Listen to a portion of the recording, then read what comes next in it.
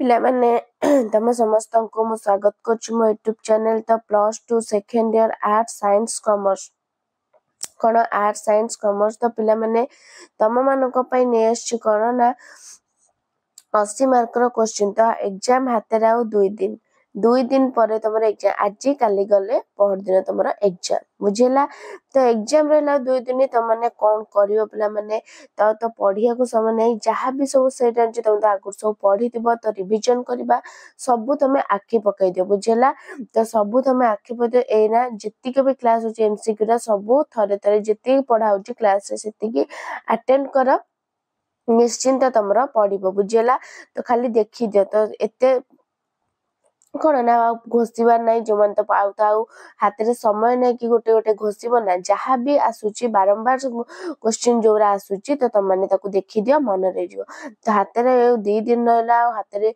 समय नाही पिला माने आउ टोटली भी जो माने बुला बुली पूरा बंद कर दियो बुझेला तो समस्त को जय जगन्नाथ जय श्याम राधे राधे पिला माने समस्त को परीक्षा भलो हो समस्त को मोर God bless you all the best पिला माने बुझेला तो चल हमें स्टार्ट करबा तो वीडियो देखिया पूर्व चैनल ने नथिले सब्सक्राइब कर दबो बेल आइकन को दबाई दबो नोना नोटिफिकेशन पाई लाइक शेयर कर तो पिला माने बेसी समय न मानी आरंभ कर दबा तो देखिबा कोन देची तो पिला माने आउट कथा कोची सेट रो हमें आलोचना करबा जे तीन चारटा सेट आलोचना करबा तापरे हमें कोना फास्ट रो हमें रिवीजन कर दबा पुष्प परे वर्षावन तीन तुंडरे स्वाधीन आंसर सब एमसीक्यू ने आसी ग्रामर मध्ये ने आसी सृजनात्मक ने आसी पत्र लिखन सब किछि आजिरो दिन रे नै आसीबे तो समस्त देखिदब बुझियला काहाठारे बादन्यतार महत्व गढ़ी उठे बोली प्राबंध्य कहछन्ती पिला माने धनी दरिद्र वित्तशाली भोगी तो आंसर खाली कहि दे जाउची हाथ रे समय नाही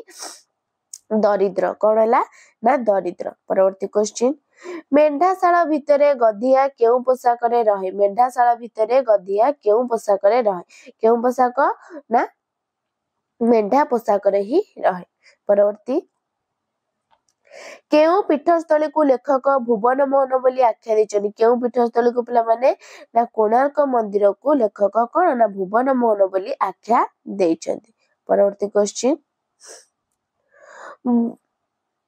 बॉम्बे रु बाहरुथिबा कागजटीर नाम कोन दैनिक समाज इलस्ट्रेटेड वीकली संडे स्टैंडर्ड नव भारत कोन ना बॉम्बे रु बाहरुथिबा कागजटीर नाम होला कोन ना संडे स्टैंडर्ड नेक्स्ट विशेषज्ञ मानकर केउ देश रे विशेष मूल्य नाही पिला माने केउ देश रे विशेष मूल्य नाही ना विशेषज्ञ मानकर भारत रे विशेष मूल्य नाही नेक्स्ट एक मार क्या तो गोटे पिला भी बहुत पिला एबे भी जानि पारनती ताकर केमती पैटर्न आछि जो 80 मार्क रो केमती ए वर्ष पैटर्न आछि पिला माने तो एमती जो 80 मार्क का क्वेश्चन जेति के आनुची तो 80 मार्क क्वेश्चन तमे देखो तो एई पैटर्न थुआ एई पैटर्न सेठी थुआ बुझेला तळकापुरे थिया प्रिया पाखकु के उदंत पठाइतिले के ना के पठाइतिले ना अलकापुरे थिया प्रिया पाखकु विरही जक्ष टिके उदंत पठाइतिले नेक्स्ट केउ शासन रे लोके निजे निजे को शासन करते पिला माने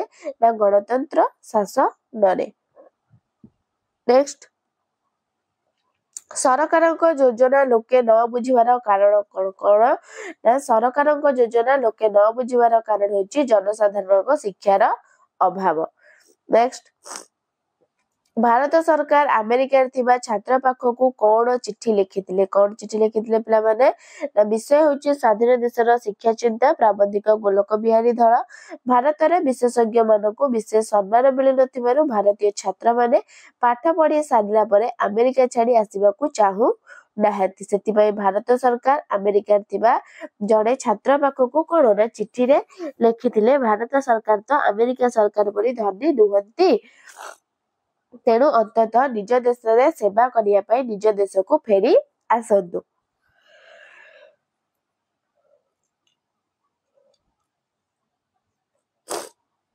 नेक्स्ट केउ मानको निराशन करी अविरत बारीपात करबा को लेखक जलद को अनुरोध करछथि केउ मानको निराशन करी पिला माने ना विषय होची पुष्पपुर वर्षा वर्णर लेखक कृष्णचंद्र पाणिग्राही वनवासी मानको निराशन करी अविरत बारीपात करबा को लेखक जलद को अनुरोध करिसेंती कारण कोन ना वनवासी माने जलद व्यतीत आ कहार भी अनुग्रह लोड़ंती नाही ସଦାଜିତ ଧନରେ ଉଦାର ପୋଷଣ ସୁନ୍ଦର ସ୍ୱାସ୍ଥ୍ୟ ନିର୍ମଳ ମନ ସେମାନଙ୍କ ଜୀବନର ପରମ କାମ୍ୟ ଥିବାରୁ ସେମାନଙ୍କୁ ନିରାଶ ନ କରି ଅବିରତ ବାରିପତରେ ବନଭୂମିକୁ ଶ୍ୟାମଳ ଓ କଣ ନା ଉର୍ବର କରିବାକୁ କବି ଜଳଦକୁ କହିଛନ୍ତି। ନେକ୍ସଟ ଅଗାଧୁ କଥା ଶୁଣି ପୁରୋହିତ କଣ କଲେ ପିଲାମାନେ ନା ବିଷୟ ହଉଛି ତିନି ତୁଣ୍ଡର ଲେଖକ ଭୁବନେଶ୍ୱର ବେହେରା। ଅଗାଧୁ କଥା ଶୁଣିବା ପୂର୍ବରୁ ପୁରୋହିତଙ୍କୁ ପାଣ ଓ ରାଧୁ ସେ ବୋହି ରହିଥିବା ଛେଳିକୁ କୁକୁର ବୋଲି କହିଥିଲେ। ଅଗାଧୁ ଛେଳିଟିକୁ ଜାତୀୟ କୁକୁର ବୋଲି କହିବାରୁ ପୁରୋହିତ ସେଇଠି ଛେଳିଟିକୁ ରାସ୍ତା ଉପରେ ଠିଆ ଠିଆ କଚାଡ଼ି ଦେଲେ। ରାଗରେ ଲାଜରେ ଆଉ ଭଲ ଚଷମା ହଳଟିଏ ନ କିଣି ଏମିତି ହଟହଟା ହୋଇଥିବା ଯୋଗୁଁ ଦୁଃଖରେ ନିଜ କରମକୁ ନିନ୍ଦି ଯଜମାନଙ୍କୁ ଅଭିଶାପ ଦେଇ ଗାଁ ଆଡ଼କୁ ଦୌଡ଼ି ଗଲେ। ନିଘଞ୍ଚ ବନ ମଧ୍ୟରେ ଥିବା ବନବାସୀଙ୍କ ବାସଭୂମିକୁ ଜଳଦ କିପରି ଚିହ୍ନି ପାରିବ ପିଲାମାନେ? କିପରି ଚିହ୍ନି ପାରିବ ନା ନିଘଞ୍ଚ ବନ ମଧ୍ୟରେ ଥିବା ବନବାସୀ ମାନଙ୍କ ବାସଭୂମିକୁ ଜଳଦ କିପରି ନା ସହଜରେ ଚିହ୍ନି ପାରିବ ନାହିଁ ବୋଲି ପ୍ରାବନ୍ଧିକ ବନବାସୀଙ୍କ ବାସଭୂମିରେ କେତେକ ସୂଚନା ଦେଇଛନ୍ତି। ସେ ଜଳଦକୁ କହିଛନ୍ତି ଗୋପାଳର ଗଳଘଣ୍ଟି ଗୋପାଳର ବେଣୁଶୂନ୍ୟ ଶୁଣି କିମ୍ବା କୁଟୀରରୁ ଉଦ୍ଗତ କୁଣ୍ଡଳୀଭୂତ ଧୂମ ଦେଖି ଗ୍ରାମବାସୀ ଜାଣି ପାରିବ।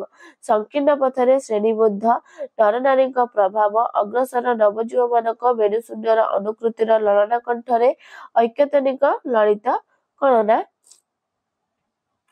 ଐକ୍ୟତନିକ ଲଳିତ ସ୍ୱରରେ ବନଭୂମିକୁ ନିନନ୍ଦିତ କରୁଥିବ। ଏଥିରେ ଜଳଦ ବନବାସୀର ବାସଭୂମିକୁ ଚିହ୍ନି ପାରିବ। ତ ନେକ୍ସଟ ଦେଖିବା କଣ ଦେଇଛି। ଭାରତ ବର୍ଷର ସ୍ୱାଧୀନତାକୁ କାହିଁକି ସମ୍ଭାଳି ହେବ ନାହିଁ ବୋଲି କୁହାଯାଇଛି। ବିଷୟ ସ୍ୱାଧୀନ ଦେଶର ଶିକ୍ଷା ଚିନ୍ତାର ପ୍ରାବନ୍ଧିକ ଗୋଲକ ବିହାରୀ ଧଳ। ଭାରତ ବର୍ଷରେ ସାମ୍ପ୍ରତିକ ଶିକ୍ଷାର ମାନଦଣ୍ଡ ନିମ୍ନଗାମୀ ହୋଇଛି। କେତେକ ବିଶ୍ୱବିଦ୍ୟାଳୟରୁ ଶହ ଶହ PhD ଡିଲ୍ଟି ଧାରୀ ବାହାରୁଥିଲା। ସେମାନଙ୍କର ଗୋଟିଏ ହେଲେ ଗବେଷଣା ଉଚ୍ଚ ଜ୍ଞାନ ରାଜ୍ୟରେ ସମ୍ମାନ ପାଇନାହିଁ। ତେବେ ଶିକ୍ଷା ବ୍ୟବସ୍ଥାର ତଳ ଯାହା ଉପରଟା ଫାଙ୍କା ହୋଇଥାଏ। ତେବେ ଖାଲି ଆବାଜରେ ଭାରତ ବର୍ଷର ସ୍ୱାଧୀନତାକୁ ସମ୍ଭାଳି ହେବ ନାହିଁ ବୋଲି ପ୍ରବନ୍ଧିକ ମତ ପୋଷଣ କରିଛନ୍ତି।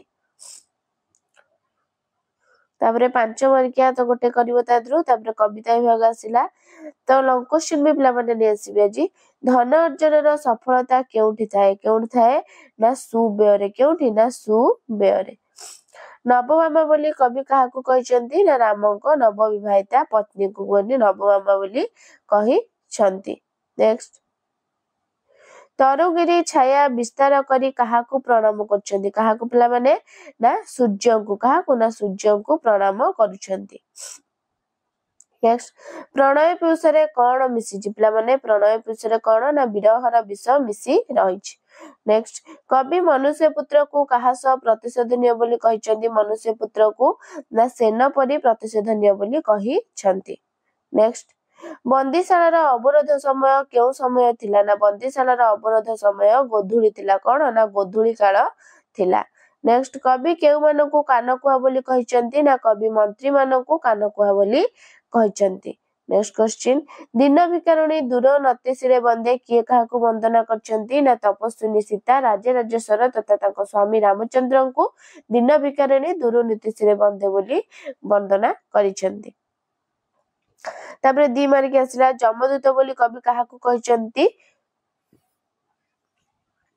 ଓ କାହିଁକି ନା କବିତା ହଉଛି ବନ୍ଦୀର ବିରହ ବ୍ୟଥା। କବି ଗୋପବନ୍ଧୁ ଦାସ। ବନ୍ଦୀଶାଳାର ସିପାହୀକୁ କବି ଯମଦୂତ ବୋଲି କହିଛନ୍ତି। ଯମଦୂତ ଯେଭଳି ଅତ୍ୟନ୍ତ ନିଷ୍ଠୁର ଓ ତା ହୃଦୟରେ କରୁଣା ନଥାଏ ସେହିଭଳି ସିପାହୀ କବିଙ୍କର ଅନୁରୋଧ ପ୍ରତି କର୍ଣ୍ଣପାତ କରିନାହିଁ। ଯମଦୂତ କାହାରି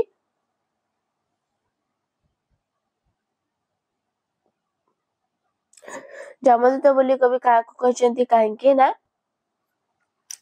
ବନ୍ଦୀଶାଳାର ସିପାହୀକୁ କବି ଯମଦୂତ ବୋଲି କହିଛନ୍ତି। ଯମଦୂତ ଯେଭଳି ଅତ୍ୟନ୍ତ ନିଷ୍ଠୁର ତା ହୃଦୟରେ କରୁଣା ନଥାଏ ସେହିଭଳି ସିପାହୀ କବିଙ୍କର ଅନୁରୋଧ ପ୍ରତି କର୍ଣ୍ଣପାତ କରି ନାହିଁ। ଯମଦୂତ କାହାରି କଥା ନ ଶୁଣିଲା ପରି ସିପାହୀର ନିଷ୍ଠୁର ବ୍ୟବହାରକୁ ଲକ୍ଷ୍ୟ କରି କବି ଏଭଳି କହିଛନ୍ତି।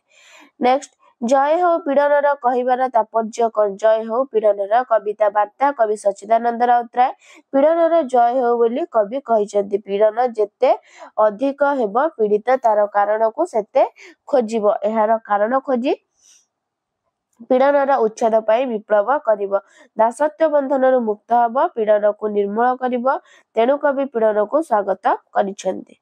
नेक्स्ट राजा प्रजा एबे हेले बाजपारा केउ प्रसंग रे कुहा जाईछि ना कवि दरबार रे जोग देइतिबा राजा मानकु व्यंग करी पूर्व राजा मानकर महत्व प्रतिपादन करिसेंती।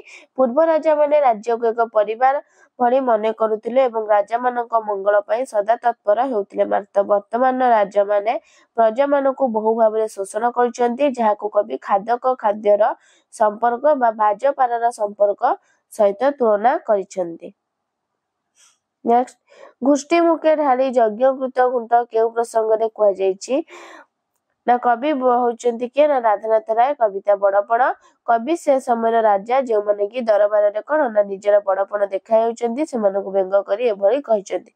प्रजा को शोषण करी राजा माने जो धन लुंटी नउचंती ताको से माने गणिका वकील छामुआ को पोषण पई व्यय करचंती पापर्जित धन को प्रायश्चित व्यय न करी एभली व्यय करिबा द्वारा सेमाने अधिक पाप करुछन्ति। एहा यज्ञन व्यवहार कराजिबारु ताहा घृत को घुसुरी मुखरे कोन ना ढालिबा सदृश बोली कवि आक्षेप करिछन्ति।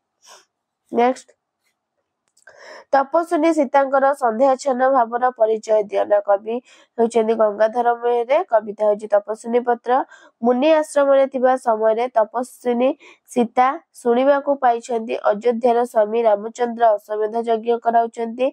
यज्ञ कार्य रे पत्नीर आवश्यकता रहिछि जेहेतु तांको निकटरे से उपस्थित नाहंती तेणु स्वामी तांकर द्वितीय पत्नी ग्रहण करछन्ती बोली तांको मनरे संदेह सृष्टि होइछि। अभिमान रे से स्वामी को पत्र लिखि राम तांको प्रेम को स्वप्न करी मने करी भूली जिबाकू निवेदन करिसेंती। तापरे पंच मार्किया लॉन्ग क्वेश्चन आसिला तापरे आसिला गल्प विभाग महाजन बाबू बलराम को घर ओडिशार केउ अंचल रे बालेश्वर जाजपुर कटक ढेंकानाल केउ अंचल रे प्रा माने ना जाजपुर केउ अंचल ना जाजपुर अंचल रे। नेक्स्ट सान्ताणीकर विश्वास पइलिटी किए फूल कन्नी राधी पदी सान्ताणीकर विश्वास पइली किए ना राधी के ना राधी। नेक्स्ट घर भितरे कहार शब्द सुनी राय बहादुर हठात चमकी पड़ले कहार ना घर भितरे शंख ध्वनि कौन ना शंख ध्वनि सुनी। नेक्स्ट मास्टर जी केते टंका दरमाने अशोकर ट्यूशन मास्टर थिले मास्टर जी केते टंका ना 5 टंका दरमाने ट्यूशन मास्टर थिले। शून्य खसी पड़ला बेले कछपिटीर केउ शब्द उच्चारण करथिला लोभी बुद्धू पंगु गर्भी केउ शब्द ना बुद्धू कौन ना बुद्धू शब्द उच्चारण करिथिला। नेक्स्ट एक मार्किया सोमनाथ शेषरे काहाकू आशीर्वाद करथिले पिला माने ना सोमनाथ शेषरे निजर नाती बिजू को आशीर्वाद करिथिले। नेक्स्ट मनु काहार नाम थिला ना पोसा पातिमाकड़ छुआर नाम मनु थिला। परवर्ती क्वेश्चन देशी कन्या को संपर्क रे राजीव लोचन पटनायक कौन कहिथिले ना गल्प सभ्य जमीदार गाल्पिक फकीरमोहन सेनापति। देशी कन्या को संपर्क रे राजीव लोचन पटनायक कहिथिले जे देशी कन्या गुड़िक अशिक्षित कुसंस्कार और असभ्यतार बुड़ी रहिचंती लुगा खंडे पिंधि जानती नाही अधा लंगड़ा होई थांती मुह ढांकी मूसा पड़ी